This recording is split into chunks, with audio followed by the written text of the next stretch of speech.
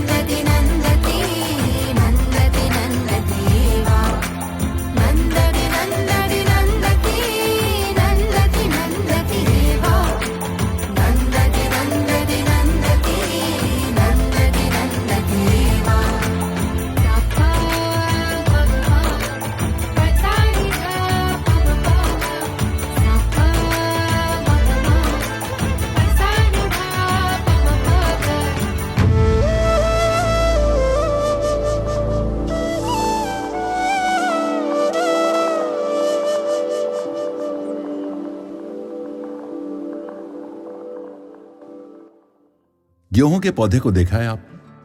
तना, हरी पत्तियां, पकी बालियां, पर मुख्य वस्तु, महत्व की वस्तु है बाली के अंदर के दाने। किसान की रुचि केवल गेहूं के दानों में होती है। यद्यपि वो खाद पानी पूरे पौधे को देता है, तने, पत्ते, बाली सबको पुष्ट करता है, किंतु लक्ष्य होता है गेहूं के दानों की प्राप्ति। जैसे तने पत्तियों की सेवा करते हुए भी किसान का लक्ष्य बाली के अंदर छिपा दाना ही है, वैसे ही एक साधक का लक्ष्य भी केवल भगवान हो, संसार नहीं। त्रिगुणात्मक जगत की सेवा करते हुए भी उसकी दृष्टि जगत के नाम रूप में छिपे गुणातीत ईश्वर पर रहे। जैसे पत्ते तने किसान के लिए कोई मायने नहीं रखते, वैसे ही इन गुणों का विवेकी साधक के जीवन में कोई स्थान ना हो, क्योंकि ये बांधने वाले हैं।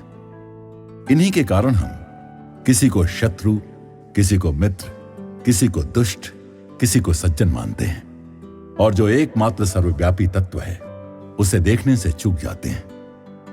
इन गुणों में न फंसकर हम उनके स्रोत, उनमें ओतप्रोत भगवान पर दृष्टि रखें, तभी शुचिता आएगी, वरना हम ईश्वरीय कार्यों व प्रेम करुणा का माध्यम कैसे बनेंगे।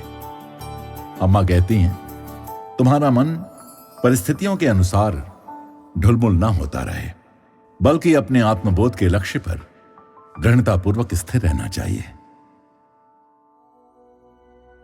प्रेम स्वरूपी और आत्म स्वरूपी आप सभी को नमस्कार। ജീവിതത്തിൽ വളരെ ദുഃഖമായിട്ടുമായിട്ടാണ് മക്കൾ വരുന്നത്. ഭർത്താവ് മരിച്ചു, ഓടി വരും.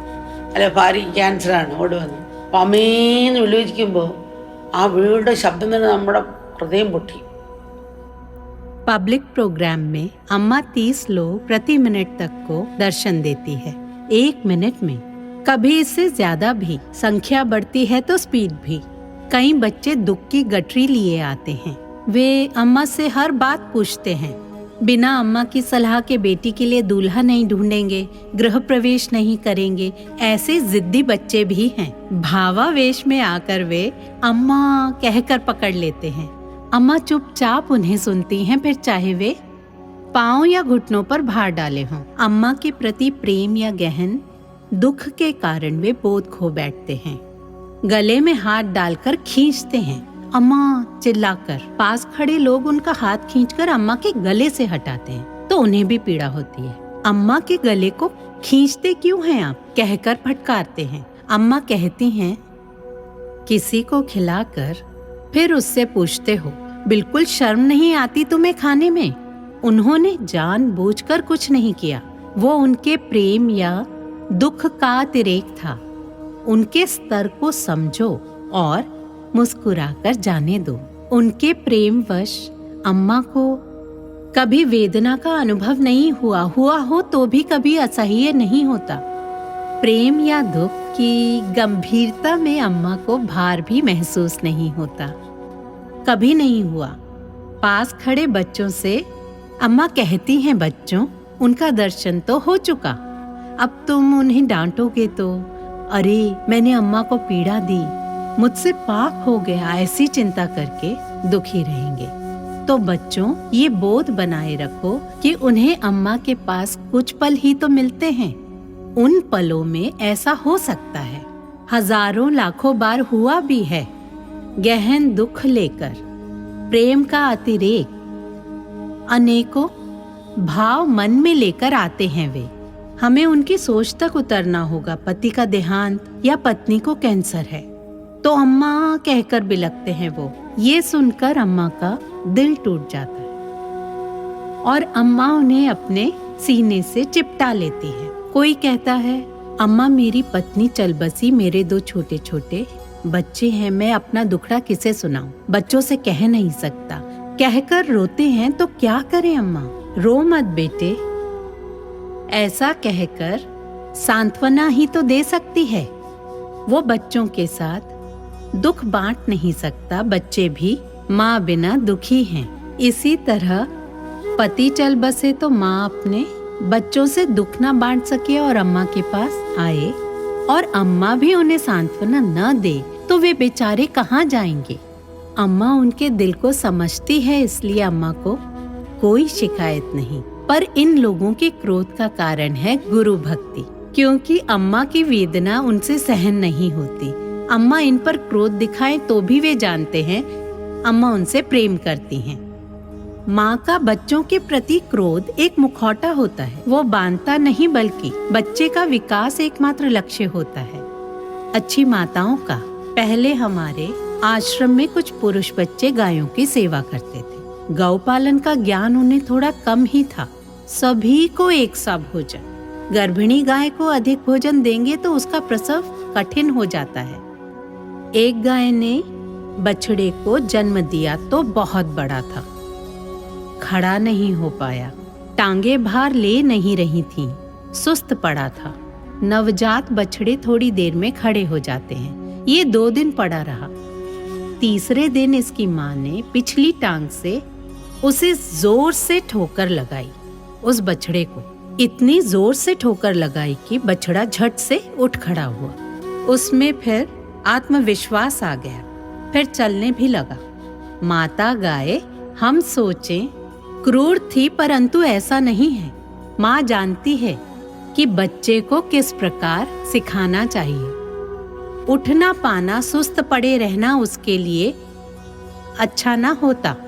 उसे जगाने के लिए ही माँ ने लात लगाई। बछड़े के प्रति माँ में क्रोध नहीं था, बस उसे जगाने के लिए ऐसा किया।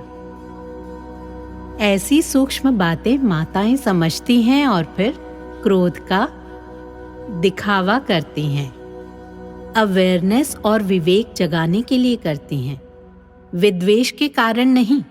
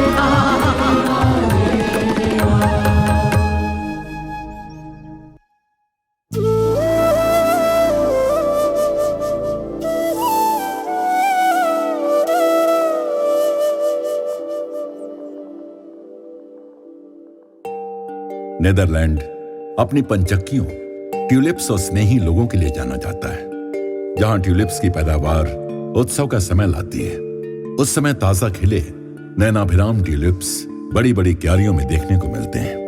प्रतिवर्ष लगने वाली विश्वविख्यात क्यूएनहाप प्रदर्शनी को देखने विश्व भर से लोग यहां आते हैं।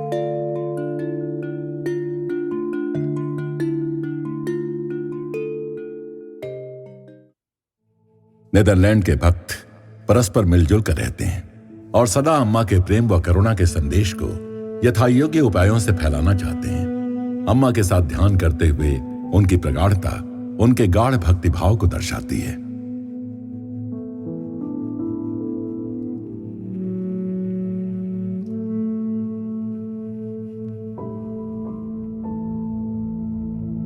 पारंपरिक आत्मपूजा द्वारा अम्मा अपने बच्चों को दिखलाती हैं कि आध्यात्मिक मार्ग पर डटे रहने के लिए बल पाने हेतु शांति कहां मिल सकती है।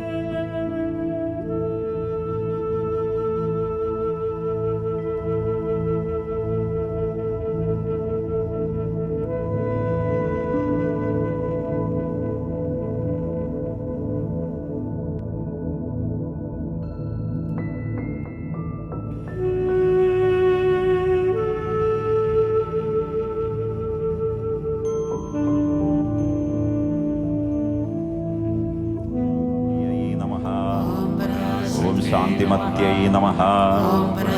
ओम निराधारायै नमः। ओम निरंजनायै नमः। ओम निर्लेपायै नमः।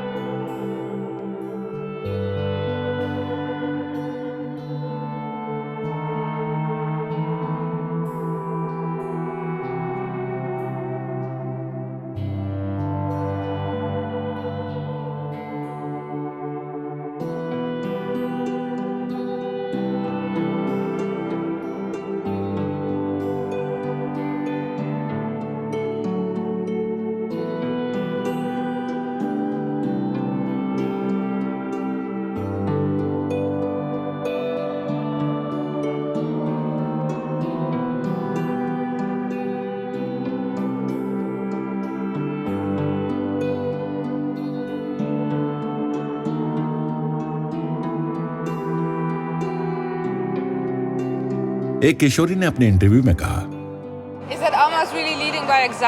अम्मा सचमुच अपने उदाहरण से राह दिखाती हैं। ये बात कि वो इस तरह अथक कार्य कर रही हैं, सब में प्रेम बांट रही हैं, हमें सोचने पर विवश कर देता है कि यदि वो इतना कर सकती हैं, तो उसका कुछ अंश तो मैं भी करूं। अम्मा करके दिखाती हैं कि हम किस सीमा तक जा सकते हैं। दुनिया में जलवायु परिवर्तन और युद्ध, आपदाओं सहित जितना कुछ हो रहा है, उसे देखकर उपेक्षा करके हाथ पर हाथ रखकर बैठ जाना सरल है कि दुनिया गड्ढे में गिर ही चुकी है, गिरने दो। लेकिन अम्मा दिखाती हैं कि हमें स्थिति में परिवर्तन लाने के लिए प्रयत्न करना होगा और इसकी कहीं न कहीं शुरुआत करनी होगी।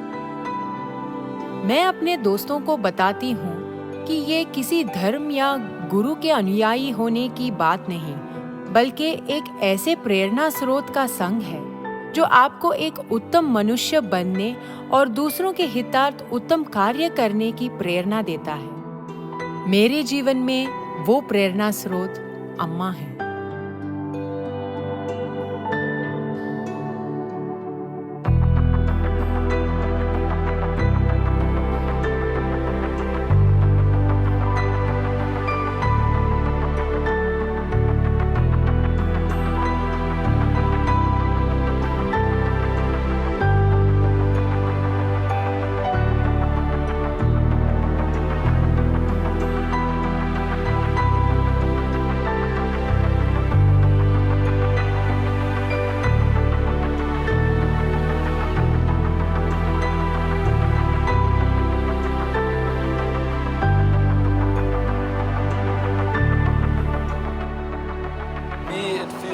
मैं सोचा करता था कि मेरे जीवन का उद्देश्य क्या है।